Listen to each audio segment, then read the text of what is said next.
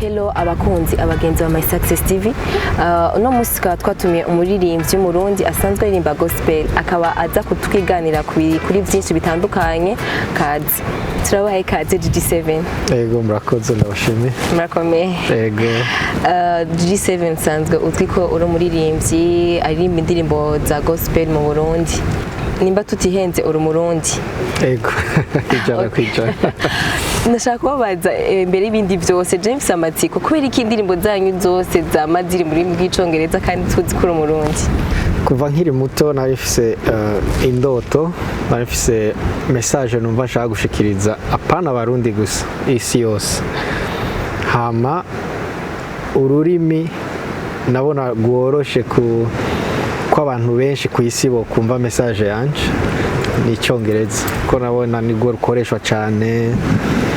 Hama canditaho icongereza ndashira inguvu mu kukimenya kwishure hehe maka ndakimenya cyane ngo rero gukoresha indimbo zanje nyinshi rero nkoresha ururimi rw'icongereza ya n'igiswahili ariko ikirundi n'igikevero ya ntiweze yuko bishaka kugira intambamye petite ko kuri umurundi kandi ko na message kenshi utanga shikira imbere y'abandi bose abarundi mwibaza ko ubwo butumwa mu ko muratanga bwo shikira gute abarundi amango babutahure ko tuzi ko ayisanzwe na pays francophone ya abarundi nkuko nabivuze karenda umurundi so message iri mu congereza abo hanze bararonka hama abarundi nabo ndi umurundi biroroshe ndi umurundi mwene wabo biroshe ko message baca bayumva nko tigo tuganira deja mu kirundi ariyo message nza gutanga ndayitanga mu kirundi ya Jiji 7 nimba tutihenze mu mazigiye kitari gito mutari mu gihugu cy'u Burundi. Nashaka ndababaze ni gute mu parvena kubandanya mukora umuziki wanyu kubandanya mukorera Imana biciye mu kuririmba muri hanze canke musa n'abajabutse imbibe ko dusanzwe tuzi ko abaririmbyi benshi iyo bamaze kujabuka usanga umengo barahororokewe bivanye n'imvo zitandukanye. Ni gute mu parvena mubandanya tukabona ama message yanyu henshi atandukanye ku ma Facebook ndetse n'ahandi ubandanya ukora kandi kuri ya ritme nyene? Yego nibaza ko byose biva mu muntu iyo ufise ikintu ushaka gushikiriza abantu, iyo ufise ikintu ushaka gutanga naho woca ama challenges ameze gute kuko ahantu hose uzoja ku isi hose hari ibibazo, hari bigaragaza gufrena umuntu kumuzibira kugira ntatanga ico kintu afise muri we, ico kintu Imana ashize muri we ya rero by'ukuri nambuga ifise inzira iraboneka tu avec ishaka kandi n'Imana kuko Imana ntuze kuvuga ko Imana yo deja iripfuza ko ibyo yaduhaye tubisohora tubiha abandi. Habasigaye wewe ufise icyo kintu iyo ndoto Imana ashize muri wewe niho habari kibazo. Harabafise ibyitwazo byinshi bamwe bakavuga ngo uburyo abandi bakavuga ngo ngurumva ngo hanze ngo hari umuntu araba busy ibiki so ariko by'ukuri ufise ikintu cyo gutanga nta challenge nimwe yoza igira kandi n'Imana ibiri ku ruhande rwawe of course yeah. Amambega ni gute mubandanya mukunda uburundi canke mukorera Burundi uri hanze y'igihugu kora kenshi usanga umengo biragoye byitwaye ko abapatriote ari aba anyo dusigaranye mu gihugu basigaye malgré ama challenges yoza ari bo bantu usanga bakunda igihugu mugabo twaba tuzigweruka gusohora indirimbo yitwa Intamba My Pride kaba yarerekanye urukundo mukunda igihugu canke ni gute umuntu ageze hanze y'igihugu ashobora kubandanya akorera igihugu canke agerageza guteza imbere igihugu ciwe kandi atari hafi yacu? Mbere avaye ko nitwa umurundi avaye ko nitwa umurundi nitwa ko ndi umwana w'Imana nitwa ko ndi umu citizen wo mu ijuru so ibyo nkora byose kwanza ndabikora ku bw'icyo iyo titre mfise iryo zina mfise umwana w'Imana. Hama navutse ku babyeyi b'abarundi bose sije nigeze nabidesize sije nabyigize novuga ko ari Imana yabigize rero kuba ntiransigurira impamvu yabikoze uko ariko nibaza ko hari impamvu yabigize uko rero icyo nca nkora niki nk'umunyagihugu wo mu ijuru, hama akaba yavukiye mu babyeyi b'abarundi, ku babyeyi b'abarundi, hama nkabona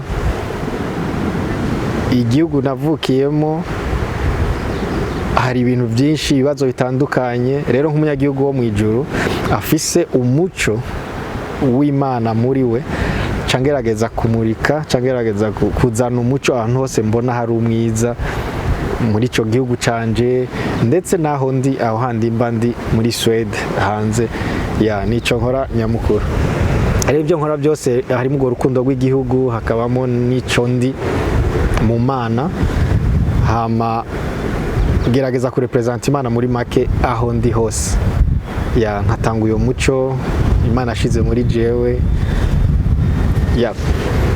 Murakoze. Hama tumaze iminsi twumva ku kintu cyitwa ngo Isoko Music canke Seven Music. Murashaka kuduha umuco gatonya? Ego, Seven Music ni music company, sizi ukuntu babyita mu Kirundi. Ni siko bita ishirahamwe canke ikora ibintu by'umuziki. Rero ifise intumbero yo gukora, yo gupromotinga no guteza imbere umuziki w'abarundi. Jewe nk'umwe mu baririmbyi b'abarundi hari ibibazo byinshi nahuye nabyo umuziki, nkora umuziki ngaha, hari n'ibyo mbona bigihari. Namwe mfise indoto yo kuvuga ati ndashaka gukontribuwa, ndashaka kuzana contribution yanje mu gufasha gukuraho ibibazo bimwe bimwe mbona ngaha. Nari ndafise icyo cyumviro, nari ndagifise kuva kera, ariko hashize umwaka avuze ati reka ndagishire mu ngiro. Niyo naca create iyo music company yitwa Seven Music, izokora amaactivity atandukanye. Ariko icambere twashatse gukora, twavuze ati abaririmbyi b'abarundi basanzwe bataronka uburyo mu ndimbo basohora, baradepansa cyane ariko nta mafaranga baronka. Hama bavuga ati tuzanye ibintu bizobasaba amafaranga, deja tayo bafise si byiza, ntiboneka neza. Reka tubanze n'ikintu cyo bafasha kuronka amafaranga mu bikorwa bakora.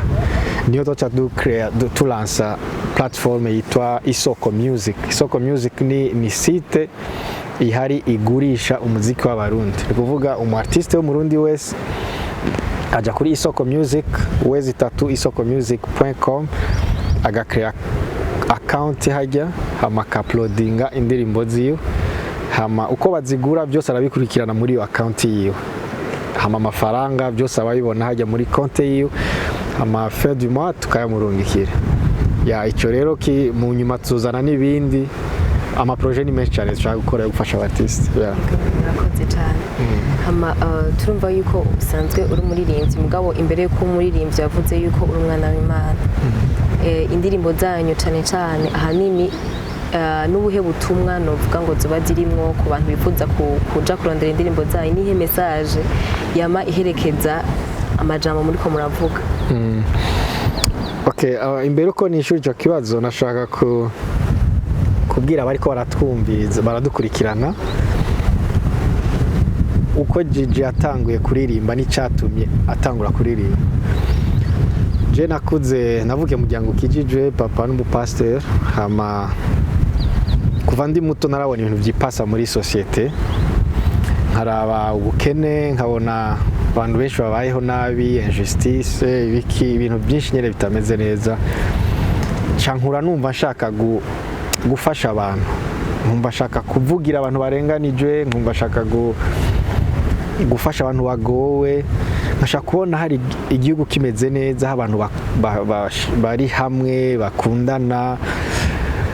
Hama ntangura kwinspira mu muziki y'aba Rasta, ntangura kuvuza indirimbo z'aba Bob Marley, ba Peter Tosh n'aba Jamaican, hamwe n'umu South African yitwa Lucky Dube, barimba peace, love, justice, freedom, ibintu nk'ibyo. Nkumva ndabikunze cyane kuko numva ndabishaka kubibona muri societe yacu. Hama icyo gihe nasa n'uwavuye muri nari nkiri muto, ko no muri eglise hari ibintu byinshi nabona bitameze neza.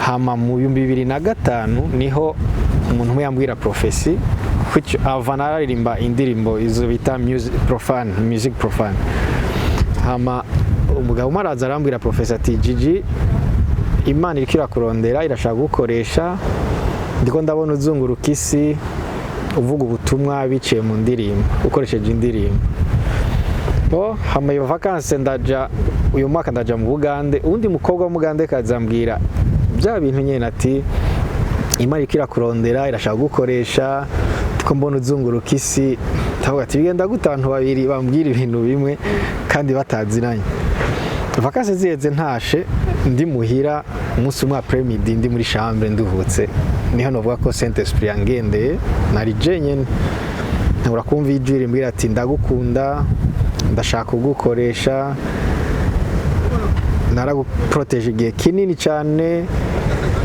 uyu munsi nararize ndavyibuka ca ndafuka ndavuga ati Imana kuva uno munsi ndashaka ubu wawe ndibuka nace numva umunezero mu buzima bwanje ntari bwumve ama niho ibintu byose byahindukiye so mu nyuma Imana igenda yari ntahuza imbwira ati wari ufise reve yo guhindura isi birashoboka mugabo ntivyari gukunda utabanje guhinduka imbere yo kuhindura abandi imbere yo kugira impact ku isi ifo kubanza guhinduka ubwawe ifo ko undeka nka guhindura ukaririmba amahoro ufise kwanza wewe apana kuvuga amahoro yo kumunwa ukavuga urukundo ufise ukavuga justice wowe nyine ubwawe ugendera niho bizogira impact hama Imana igenda inyigisha gutyo so cansanga rero ihinduka naryo rero ni Kristo wenyene ahindura umuntu umwemere ko aza mu buzima bwawe ukamwumvira ukagendera ijambo ryiwe arahindura mentalite yawe arahindura comportement yawe usigara uri umuntu mushasha ni naho n'abakubona babona usigara uri akarorero muri societe mu byukora mu biki nuko rero byagenze ubutumwa buri ingarutse rero ku kibazo mwambajije ubutumwa buri mu ndirimbo zanje ndabwira abantu Kristo kuko niwe by'ukuri sinzi ntagoye kuvuga Yesu sinoheza so niwe wenyine ashobora guhindura umuntu wenyine hama bien sûr hari na mu ndimo zanje harabamo kandi na message z'ibintu biba muri societe ndashobora kubona ikintu muri societe cyo kwejika societe yacu cyofasha abantu dufate nk'akarorero nk'ubu ndabye nko ngaho iwacu hariyo ama-aksida menshi mu mabarabara abantu barapfa cyane kubera ama-aksida kandi urabye ukabona ni ignorance ukabona hari ukwikunda kurengeje kw'abantu ugasanga umuntu ari mu ibarabara umushoferi abona we gusa ntabona abandi bari ku maguru ntabona indi miduga iri inyuma n'imbere umva twara umenga niwe wenyine mu ibarabara ugasanga rero naho hano ama-aksida ava so nk'ibyo ndashobora kumva nkavuga ati reka ndirimba indirimbo kuri ibyo ifasha societe kweduka societe kuri ibyo bibazo bimwe iki so muri make rero message zanje nizo nkunze kuririmba yego akoze